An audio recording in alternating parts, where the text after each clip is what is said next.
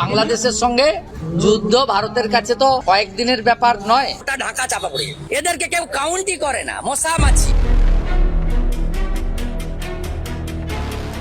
পশ্চিমবঙ্গে মমতা ব্যানার্জির পতন মানে কি বাংলাদেশের জন্য অশনি সংকেত?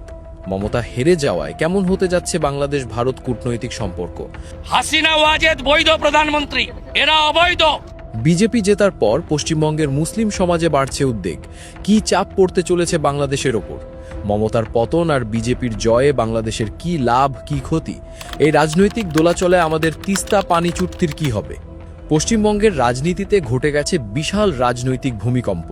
টানা 15 বছর ধরে ক্ষমতার মসনদে থাকা তৃণমূল কংগ্রেস এবং তাদের নেত্রী মমতা বন্দ্যোপাধ্যায়ের পতনের সাক্ষী হল পশ্চিমবঙ্গ। রাজ্যের 294টি বিধানসভা আসনের মধ্যে 208টি আসন নিয়ে নিরঙ্কুশ সংখ্যাগরিষ্ঠতা অর্জন করে প্রথমবারের মতো পশ্চিমবঙ্গের শাসনভার নিজেদের হাতে তুলে নিয়েছে ভারতীয় জনতা পার্টি বা বিজেপি। এমনকি নিজের চিরচেনা আসন ভবানীপুরেও শুভেন্দু অধিকারীর কাছে 15,000-এরও বেশি ভোটে হেরে গেছেন খোদ মমতা ব্যানার্জি।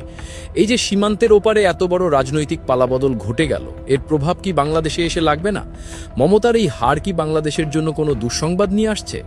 ভারতের এই একটিমাত্র রাজ্যের রাজনীতির সাথে বাংলাদেশের অনেকগুলো গুরুত্বপূর্ণ ইস্যু সরাসরি জড়িত।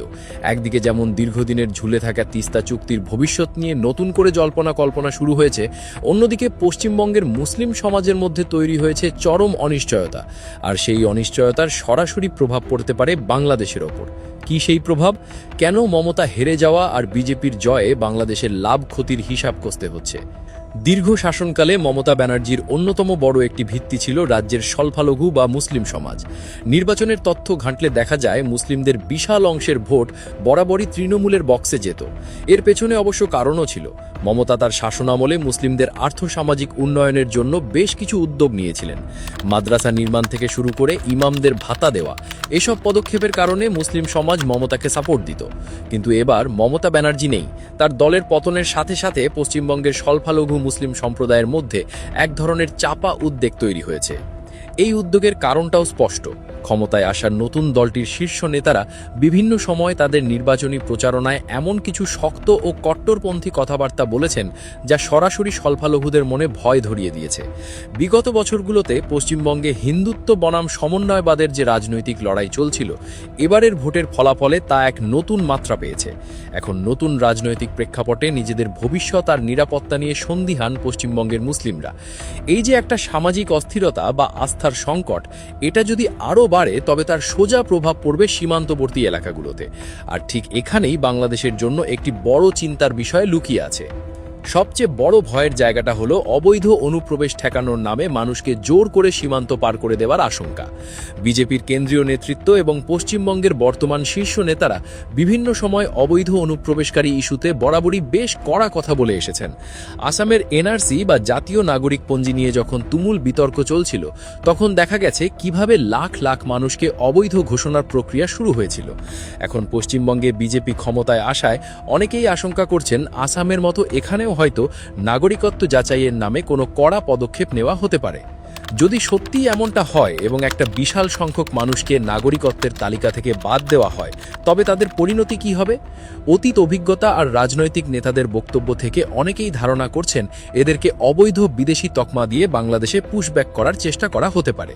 যদি এই প্রক্রিয়া শুরু হয় তবে বাংলাদেশ সীমান্তে বিশাল চাপ তৈরি হবে।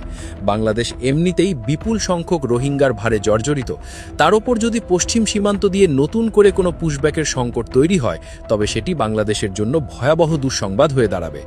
বিশেষ করে পশ্চিমবঙ্গের নতুন নেতৃত্বের কট্টর অবস্থান এই ভয়কে আরও কয়েক গুণ বাড়িয়ে দিচ্ছে। নির্বাচনী প্রচারণায় বিজেপি নেতারা যেভাবে বাংলাদেশ নিয়ে কড়া বক্তব্য দিয়েছেন, তাতে এদেশের চিন্তার ভাঁজ পড়াটাই স্বাভাবিক। এতক্ষণ আমরা শুধু বিপদের কথা বললাম, এবার অন্য দিকটা দেখা যাক। মমতা বন্দ্যোপাধ্যায়ের বিদায় বাংলাদেশের জন্য সবচেয়ে বড় লাভের সুযোগ হিসেবে সামনে এসেছে তিস্তা পানি চুক্তির বিষয়।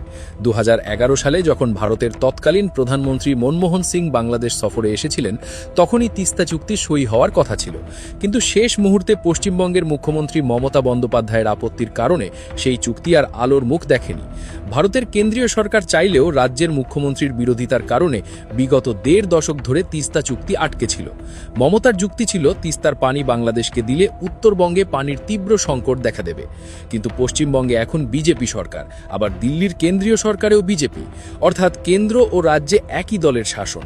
এখন আর রাজ্যের দিক থেকে কেন্দ্রে বিরোধিতা করার মতো কেউ রইল না। তাই বাংলাদেশের কূটনৈতিক মহলে একটা বড় আশা তৈরি হয়েছে যে এবার হয়তো তিস্তা চুক্তির জট খুলে যাবে। কেন্দ্রীয় সরকার যদি আন্তরিক হয় তবে রাজ্য সরকারের তরফ থেকে আর কোনো বাধা আসার কথা নয়। সুতরাং বাংলাদেশ এই দিক থেকে একটা বড় সুবিধা আদায় করে নেওয়ার সুযোগ পাচ্ছে। যদিও রাতারাতি এই চুক্তি সই হয়ে যাবে এমনটা ভাবার কোনো কারণ নেই, তবে চুক্তির পথে যে সবচেয়ে বড় বাধাটি ছিল তা এখন আর নেই। এটা অবশ্যই বাংলাদেশের জন্য বড় ইতিবাচক দিক। এবার আসা যাক সার্বিক বাংলাদেশ ভারত কূটনৈতিক সম্পর্কের প্রশ্নে। অনেকে মনে করছেন শুভেন্দু অধিকারীর মতো কট্টর নেতা মুখ্যমন্ত্রীর চেয়ারে বসলে বাংলাদেশের সাথে সম্পর্ক হয়তো খারাপের দিকে যাবে, কারণ বিরোধী দলে থেকে তিনি বাংলাদেশ নিয়ে অনেক কড়া কথা বলেছেন। এমনকি এই ভোটেও সময় নানা রকম মন্তব্য করেছেন। কিন্তু বিরোধী দলে থেকে মাঠে রাজনীতি করা আর মুখ্যমন্ত্রীর চেয়ারে বসে রাজ্য চালানো এক বিষয় নয়।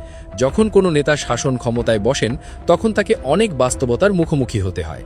বাংলাদেশ ও পশ্চিমবঙ্গের মধ্যে যে অর্থনৈতিক সম্পর্ক সেটা কিন্তু মোটেও ছোট নয়। প্রতিদিন হাজার হাজার বাংলাদেশি চিকিৎসার জন্য, কেনাকাটার জন্য বা পর্যটনের উদ্দেশ্যে কলকাতায় যায়। কলকাতার অর্থনীতি, বিশেষ করে হাসপাতাল থেকে শুরু করে হোটেল বা নিউ মার্কেটের ব্যবসা অনেকাংশেই বাংলাদেশিদের ওপর নির্ভরশীল। আবার বাংলাদেশের ইলিশ থেকে শুরু করে বিভিন্ন পণ্য পশ্চিমবঙ্গে রপ্তানি হয়। এখন কোনো রাজ্যের মুখ্যমন্ত্রী নিশ্চয়ই চাইবেন না তার নিজের রাজ্যের অর্থনীতি মুখথুবড়ে পড়ুক। তাই কট্টর রাজনৈতিক বক্তব্য যতই থাকুক না কেন, দিন শেষে অর্থনৈতিক বাস্তবতা আর কূটনৈতিক বাধ্যবাধকতার কাছে অনেক কিছুই নমনীয় হয়ে যায়। তাছাড়া ভারতের পররাষ্ট্রনীতি কখনো কোনো একটি রাজ্যের সরকার নির্ধারণ করে না।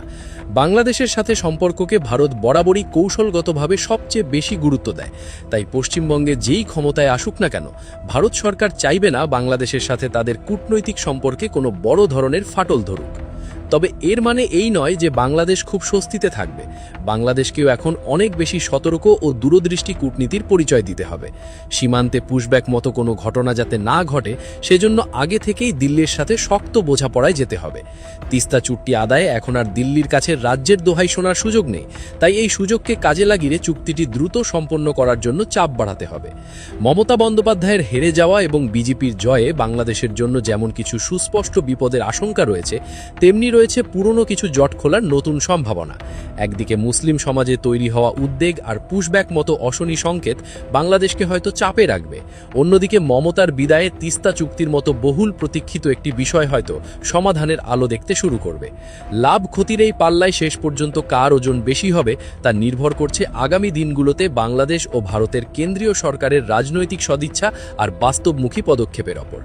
পশ্চিমবঙ্গের এই নতুন রাজনৈতিক অধ্যায় বাংলাদেশের জন্য আশীর্বাদ নাকি অভিশাপ হয়ে দাঁড়াবে তা সময়ই বলে দেবে।